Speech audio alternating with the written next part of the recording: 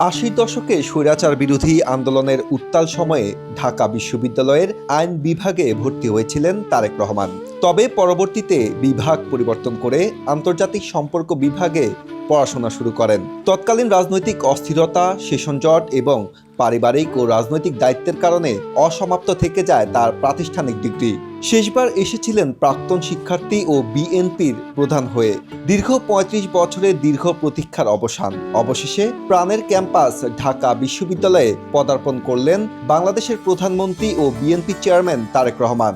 সরকার প্রধান হিসেবে শপথ নেওয়ার ৮৫তম দিনে আজ মঙ্গলবার সকাল ১০টায় প্রিয় ক্যাম্পাসে পা রাখেন তিনি।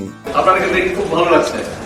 মনে হচ্ছে যে আজকে থেকে কত বছর হলো, প্রায় ৩৫ বছর আগে ফিরে গিয়েছি।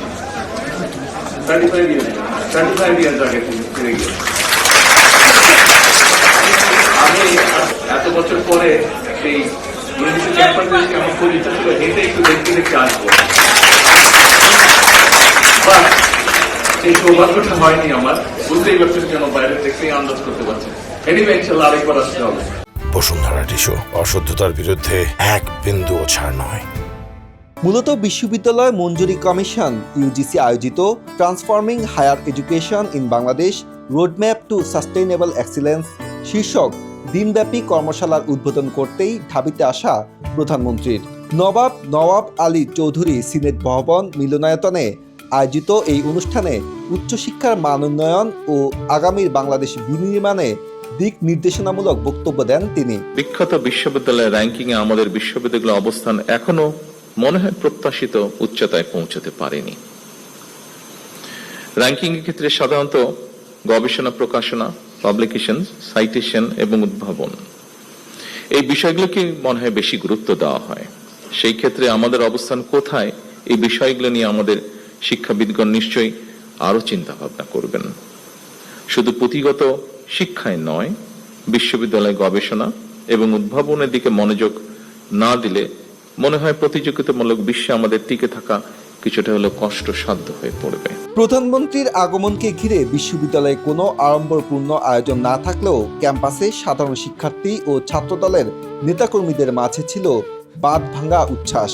প্রিয় নেতাকে এক নজর দেখতে সকাল থেকেই নীলক্ষেত ও শাহবাগ মোড় থেকে মিছিল নিয়ে জড়ো হন হাজারো নেতাকর্মী। তো সাবেক শিক্ষার্থী হিসাবে প্রধানমন্ত্রী হওয়ার পর তিনি এই প্রথম ঢাকা বিশ্ববিদ্যালয়ে পদার্পণ করলেন।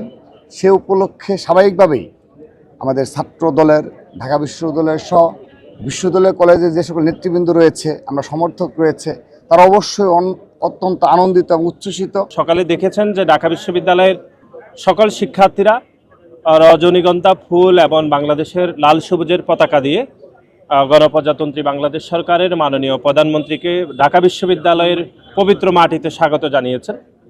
এটি আমরা মনে করি এটি একটা অভূতপূর্ব একটি মুহূর্ত, যে আমরা দীর্ঘদিন পরে এমন একজনকে আমরা প্রধানমন্ত্রী হিসাবে পেয়েছি যিনি ঢাকা বিশ্ববিদ্যালয়ের শিক্ষার্থী ছিলেন এবং প্রধানমন্ত্রী হওয়ার পর তিনি প্রথম ঢাকা বিশ্ববিদ্যালয় মাঠ। এর আগে গত বছরে ২৭ ডিসেম্বর ইনকিলাব মঞ্চের শরীফ ওসমান হাদির কবর জিয়ারত করতে তিনি ঢাবিতে এলেও আজ প্রধানমন্ত্রী হিসেবে তার এই রাজকীয় পদার্পণ ইতিহাস হয়ে থাকবে ঢাকা বিশ্ববিদ্যালয়ের ডায়েরিতে। আজহারুল ইসলাম, বাংলাদেশ প্রতিদিন।